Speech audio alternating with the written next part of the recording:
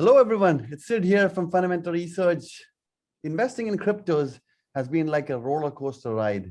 Despite the recent ban in China, Bitcoin prices recently surpassed $50,000 and are currently at $55,000. Now, this is 20% higher than the levels before the Chinese ban. It's getting extremely difficult to forecast crypto prices, but one thing is for sure, the sector is quickly becoming a mainstream asset class. The global market cap of cryptos is currently $2.3 trillion. Yesterday, global trading volume was 140 billion, almost double the same time last year and 15 times 3 years ago. To understand this market better and to give us a better understanding on how to evaluate cryptos, we have invited a crypto expert to chat with us today. Nestis Arabagis is the co-CEO, CIO at Sphinx for Bitcoin, a boutique hedge fund actively investing in Bitcoin and other cryptos.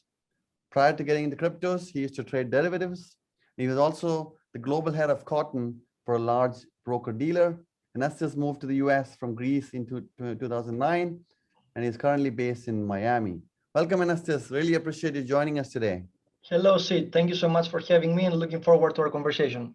Great. Before we start, here are some key disclaimers. Please take a moment. For listeners, if you have questions during our chat, feel free to type them in and we'll try to respond to them. All right, Nestis, do you mind giving us a quick summary of your background to start?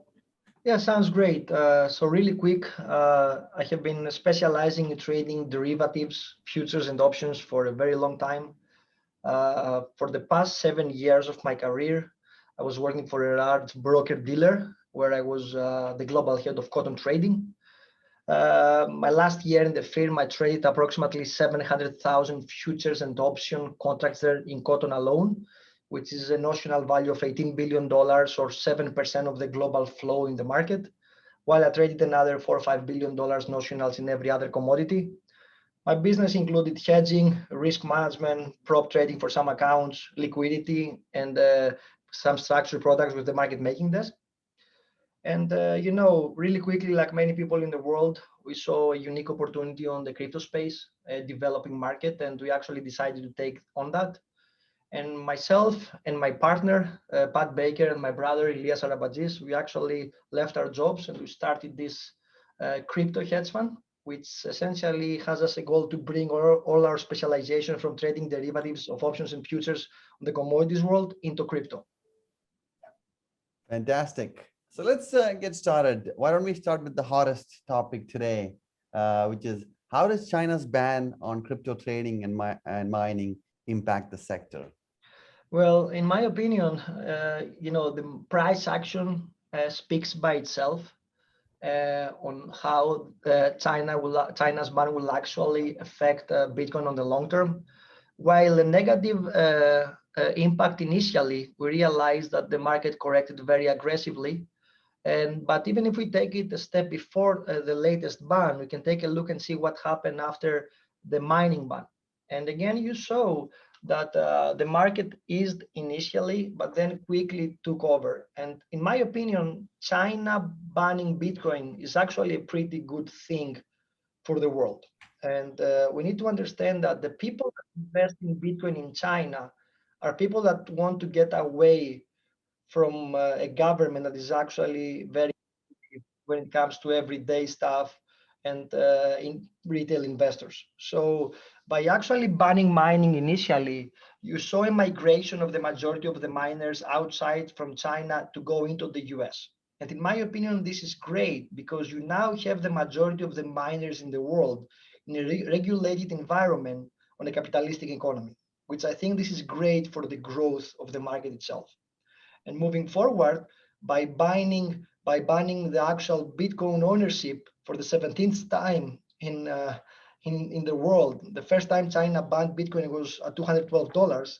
Actually, you get away the wolf from the fairy tale. So I think the market will now be free to trade whatever it wants without worrying about a very aggressive socialistic government trying to have its effect on it.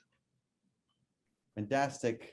So why don't we take a step back, Nestis, if you don't mind, for me and then the audience as well, is let's start with why look at cryptos, Bitcoins in the first place.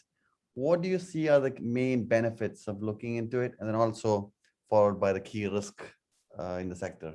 Yeah, I mean, as you said, a very simple question is why invest in Bitcoin right now? And, I'm not the type of person that will tell you sell everything you have and buy Bitcoin. I think the reality is far from that. But if we take a simpler approach, we'll see that we are living in an era with hyperinflation and an absolute devaluation of the US dollar as the Federal Reserve is printing money in order to support the economy in the US, but also the same thing happening in many other major economies in the world.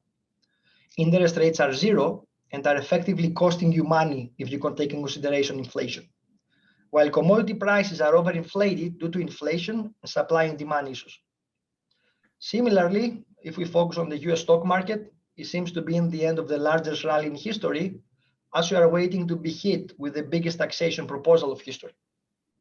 On the other hand, we have Bitcoin being the fastest growing asset class of the past decade, and I like to describe it as the technology stock of the early 2000s. Let's see at the 2000s, the Dell, the Microsofts, the Google. Any high net worth individual, family office, or asset manager could never go all into them, but could also not afford not to participate into owning some of those stocks. In my opinion, the risk rewards of putting anywhere between 3 to 5% of your portfolio in crypto and especially Bitcoin offers an asymmetric return to the upside. And this is a very generic approach. We can get into the opportunities that the options market is offering, which is a new and developing market, which actually make this asymmetric return even more to the favor of the investor. What are the risks you mentioned? There are quite a few of them. A, Bitcoin is highly volatile. It's probably the most volatile asset class in your portfolio. It's also subject to new regulations. My personal belief is that regulations on the long term will be great for Bitcoin, but this uncertainty of what type of regulations will we have is actually worrying a little bit investors. And of course, you have the hacking risk if you keep your Bitcoins on the internet or in what we call hot wallets, something that can be eliminated by keeping your keys on cold storage. Got it. Now, in terms of the benefits, the way I look at it, or where the market consensus is, there are three real benefits for looking at cryptos. One is definitely the utility. Can cryptos be a payment system, payment platform? Number two is a capital preservation asset, protection from inflation. And number three is something or some platform that cannot be controlled, or that is not controlled by the government, so there's no government interference. Which of these three factors, or are there more, or you think are the most critical for Bitcoin cryptos in general? Yeah, I mean, you covered the major ones, but in my opinion, if you want me to kind of repeat them with you and add a few more, one of the most important benefits is that it's a decentralized network. The network is distributed globally among many thousands of computers and millions of users. So you don't have to rely on trusted third parties for a transaction. It's private. There are no banking fees or conversion markups. It's a global currency. It's able to do international payments quickly and hassle-free, 24/7, without having to wait for your bank to open. It's a hedge against inflation because you cannot make more than 21 million Bitcoins in the world, other than compared to the US dollars and the US Fed that is keep printing dollars. All you need is an internet connection in order to use it. It's fully transparent. All information regarding the Bitcoin money supply is available for anyone to view on the blockchain. It's permissionless, while traditional currencies and form of money require permission to be used, either from your bank or your financial institution, or even your government sometimes. While finally, Bitcoin is immune to seizure or capital controls. Nobody can confiscate your Bitcoin since you own it. It's not housed at any central bank or company, but only on your wallet. These are the benefits I see about Bitcoin. When it comes to utility, as prices are so volatile, obviously very little cryptos are used for actually payment these days. It's mostly for trading and speculation. When do you think we will be able to see cryptos being a mainstream payment system, or what kind of volume or what kind of following the space needs to see? I think, with the creation of Lightning and the concept of Lightning picking up, where essentially you congregate a series of payments and you process them every 10 minutes at the same time, by doing something like that, you are significantly decreasing the cost of transaction on Bitcoin. So I believe that we are actually months away from Bitcoin being a very efficient form of payment. At the same time, you have a bunch of altcoins that are being created that are working on creating smart contracts that are minimizing the cost of transactions. So I don't think that we are very far from it, even though in the end of the day, I believe Bitcoin's main purpose is store of value for yourself. Got it. Now, everyone talks about Bitcoin. Obviously, Bitcoin has the largest market share. What are these altcoins and what are the risks around altcoins? So, Ethereum is the second largest coin. It was built by Vitalik. And the technology behind Bitcoin, people thought was dated and more difficult to build smart tech around it. So Ethereum is programmed to allow for smart contracts to be built on top of it. Examples of this include decentralized finance applications, which provide users a variety of financial services, such as borrowing and lending against their holdings, without the need of financial intermediaries. It is decentralized and can be mined, much like Bitcoin, but differs in other key ways. Many of the other altcoins essentially are competitors of Ethereum. They are trying to do better what Ethereum is already doing. They are also open source blockchains, providing smart contract functionality. Essentially, they are looking to either complement or compete with each other by being cheaper, as I said, or having increased transactional capacity. Examples include Cardano, Solana, Polkadot, etc. These are also decentralized exchanges. They provide direct peer-to-peer transactions online without the need of an intermediary, similarly to Bitcoin. What are the risks around altcoins? Well, to begin with, manipulation, right? There are thousands of altcoins out there, and the reality is that I can count the good ones or the promising technology ones in the count of my two hands. Many coins are actually created for pure manipulation reasons, and can easily be manipulated, but also you get your money stolen if you don't know where you put them.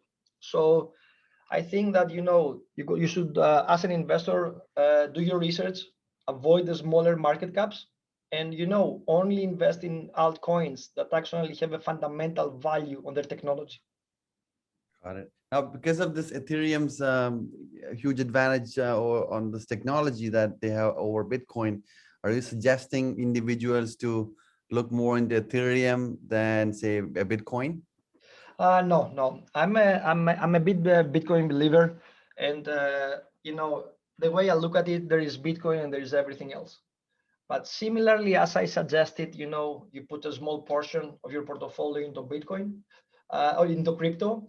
I would suggest a similar breakdown to your actual overall investment in crypto. So I would still go majority of my load into Bitcoin, a little bit of Ethereum, and then a small portion of some of the other altcoins, such as Polkadot or Solana, simply because worst case scenario, you lose the money you put on Polkadot if it's 1 or 2% of your portfolio.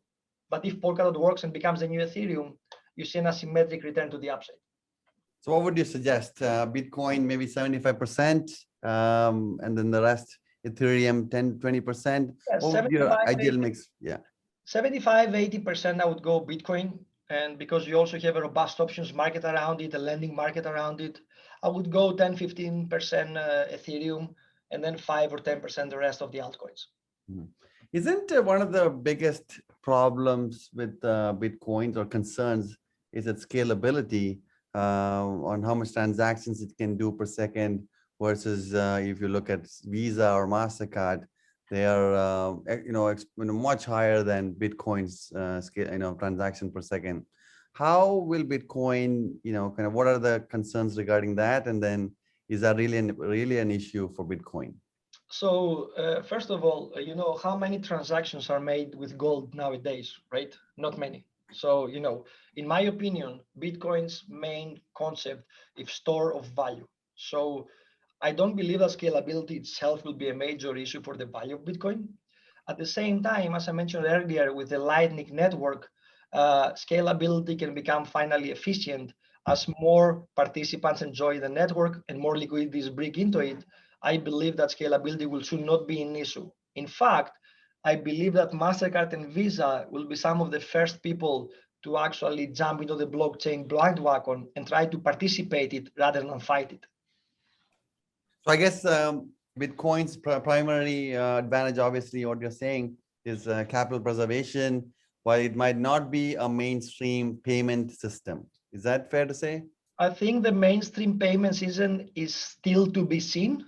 Yes. I'm still very positive with the technology behind it. I mean, going into some of those developer meetings, you see very, very smart people actually being dedicated to making it work. So I won't be surprised if it becomes one of the main ways for transactions in the future, but this is something to be seen. Okay. Another benefit you mentioned is the speed of transactions, the ability of cryptos to significantly reduce commissions that these banks take for every transaction. Now, with the development of central bank currencies, digital currencies, China being one of the leader, is that their developments also might lead to faster transactions, lower fees? Is that correct? Well, I don't believe that any of the digital currencies that the federal banks will create will be a competitor to Bitcoin, because the reality is, digital or not, it faces the same risks that the US dollar is facing. It has inflation risk, is subject to rules and changes of each government, and of course is subject to how the network works within its federal system. Bitcoin is truly independent and global and cannot be controlled by one federal bank. And I think this is also what makes it very special and different to the altcoins as well, because every other altcoin is a company, while Bitcoin belongs to the cyberspace. Got it. Now, obviously, one of the key features of Bitcoin versus altcoins is that Bitcoin has a cap on how many units it can be issued or issued eventually. So obviously, that's a strong case for its ability to control inflation. Now, does that mean that the other currency altcoins might not be as stable because of, for example, Ethereum? Can they keep issuing new units and then like other altcoins too? So does that give Bitcoin a clear advantage over others if you're purely looking at capital preservation? Certainly. To put it very simple, you can only have 21 million Bitcoins mined, while in the world we have 65 million millionaires. So if it's 1 millionaire in the world decides to buy a fraction of Bitcoin, that means we won't have enough Bitcoins already in the world.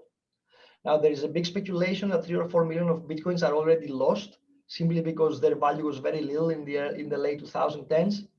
So the practicality is that we probably have less than 15 million Bitcoins in the world, and there is already aggressive demand for them. We cannot mine any more Bitcoins. And as time passes by, the term Satoshi, which is 100 million Satoshis per Bitcoin, will take a heavier and heavier meaning. On the other side, as you mentioned very correctly, there is no limit of how many other altcoins you can make.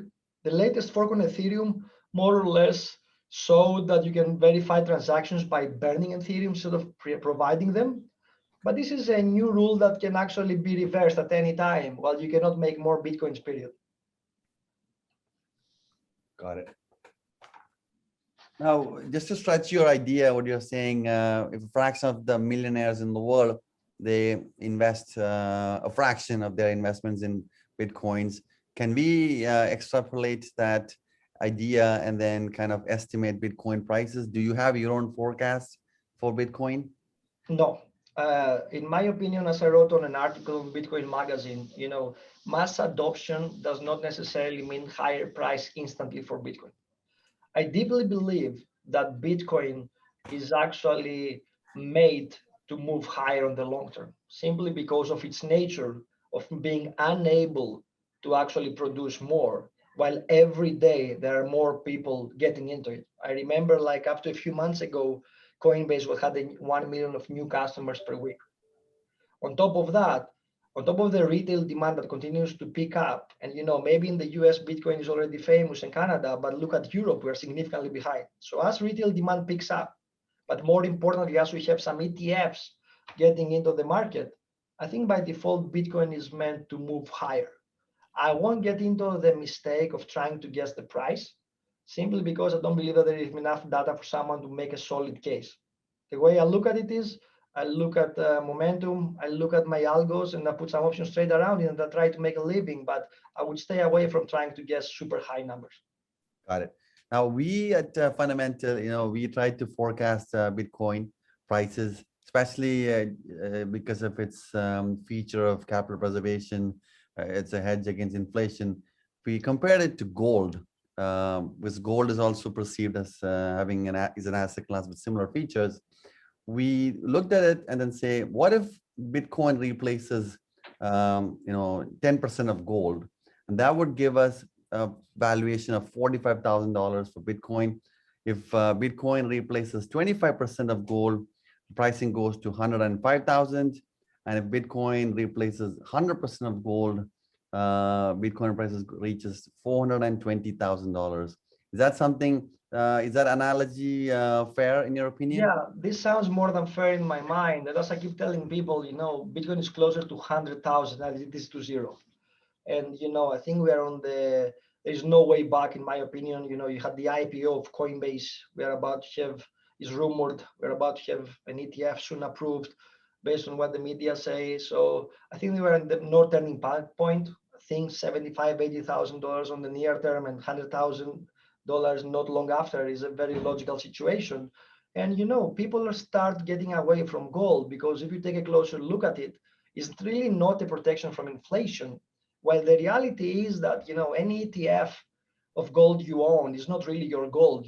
It's a listed product in a market that you cannot liquidate unless whenever the market is open. So I believe the ability of Bitcoin to trade with it 24/7 will actually take quite a bit of the liquidity of gold. Okay.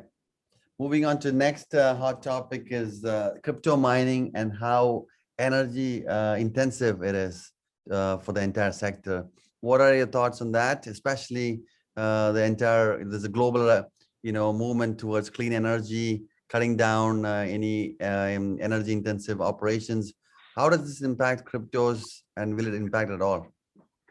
I personally do not believe that this is impacting at all crypto mining space. First of all, the miners themselves are extremely efficient. And if you consider the amount of electricity it takes in order to produce one Bitcoin, you will see that it's actually very, very little. And many people will actually try to compare how much energy a Bitcoin costs and compare it into a perpetual usage like many other electricity companies, but you only have to produce Bitcoin one time. So I believe that the electricity cost by default is very little. Moreover, there is the North American Mining Association that is working very closer with some of the major people in the industry in order to create more efficient ways to mine. Well, there are many, many people, some of them coming from the gas and oil industry, that are actually trying to utilize some of their nat gas leakage and produce Bitcoin in a very efficient way. Now, I would like to point out that not long ago, on October 1st, Marathon Digital Holdings, one of the major miners, obtained a $100 million revolving line of credit secured by Bitcoin by Silvergate Bank in America. So a listed bank gave to a listed Bitcoin miner a $100 million revolving line backed by Bitcoin. So if people trying to think if Bitcoin is still coming, they need to realize that Bitcoin is already here, because this transaction took place in America between two listed companies backed by Bitcoin. Got it. Next key point, which everyone talks about, is the recent increase, especially in ransomware attacks, frauds, scams in the space. What are your thoughts on that? I think this is a real issue that we should be careful about. But my question is, how many ransom attacks have you had on the Bitcoin blockchain lately, right? I cannot recall one over the next 4 or 5 years. The majority of those hacks either happen on the hot wallets, which are wallets that belongs to third-party people, and you have your Bitcoins on the internet, which in my opinion, if you have Bitcoins, you either need to have it on a cold wallet where practically a ransom attack is impossible, or to a very secure custodian, such as Fidelity, for example. So yes, the ransomware attacks and hackings are a thing that we should worry about, especially on the smaller altcoins. I think on Bitcoin is not so much of an issue. On a cold wallet, it's pretty much impossible. On a very nice custodian, same thing. But also at the same time, I would like to point out that 99.999% of the ransomware attacks and fraudulent activity is still happening with US dollars and other major currencies, right? So if we have to worry about something, we worry more about all the ransom attacks that's happening that are getting paid by US dollar, not so much about Bitcoin. Makes sense. And finally, one of the biggest risks, I think, in the sector is potential for government intervention. With these cryptos slowly becoming mainstream, obviously it's concerning for governments, especially their ability to control cash flows across the borders. China's recent ban is an indication. Do you really think that governments will allow this to continue or become mainstream? So government regulation, in my opinion, is the best thing that can happen to Bitcoin. And regulation is very different by saying government banning of Bitcoin. Government banning of Bitcoin was already confirmed by Powell a week ago, but also by looking at what's going on in the world. You had Coinbase IPO, you have the transaction I just talked about with the miner. The Bitcoin is already here. So we're talking about, should we put some laws around it? I think yes, you should definitely put some regulation in order to protect the retail investor. You should also put some regulations in order to avoid fraudulent activities on the altcoins. So in my opinion, yes, government regulation is about to happen. I think Gensler from the SEC is a big advocate of Bitcoin. I think we do need some protection to the investor that actually gets involved in cryptocurrencies. But more importantly, I will tell you why it's very important for the industry to have regulation. Because the moment you put a very secure path of regulations within the US Constitution, then you open the space for the biggest long-term investors in the world. And those are the US mutual funds and the US pension funds. And the moment the pension funds are sure that what their investment is regulated properly, then you will have a whole new inflow of money getting into Bitcoin, money that are traditionally long-term investors. And I think this actually will have a very nice benefit for the price of Bitcoin. Okay. And now let's see how, or do you mind talking to us regarding how will a Bitcoin fresh investor or a beginner in Bitcoins, how do they participate or how do they buy Bitcoins? Okay, that's a great question. And I will actually split this question into two different categories. One is the average retail everyday investor, and the other one is a more sophisticated investor that has a good portfolio of wealth to distribute. For an everyday person, what I suggest is open an account in one or two of the major exchanges, Coinbase, Kraken, etc., and make it automatically to buy an amount that you are comfortable every week or every month. By doing something like that, you are avoiding the risk of buying too high or too low, and you constantly accumulate a cryptocurrency that we believe that will continue to raise on the long term. The most important thing about Bitcoin is that people get very quickly greedy. They leverage up and they try to beat the prices. And this is how you end up being bankrupt or poor. In my opinion, a retail investor should simply buy and hold Bitcoin. If we get into a more sophisticated investor, a wealth manager or a family office, I think there are three different ways that someone should invest in Bitcoin in the crypto markets. One is buy directly Bitcoin. Second one, and equally important, is invest in Bitcoin funds that are able to capitalize in profits other than the price of Bitcoin itself. Invest in funds that know how to trade options around Bitcoin, know how to hedge themselves. Invest in funds that make markets on crypto options, then capitalize in ways different to price action. Invest in funds that provide gains by the yields.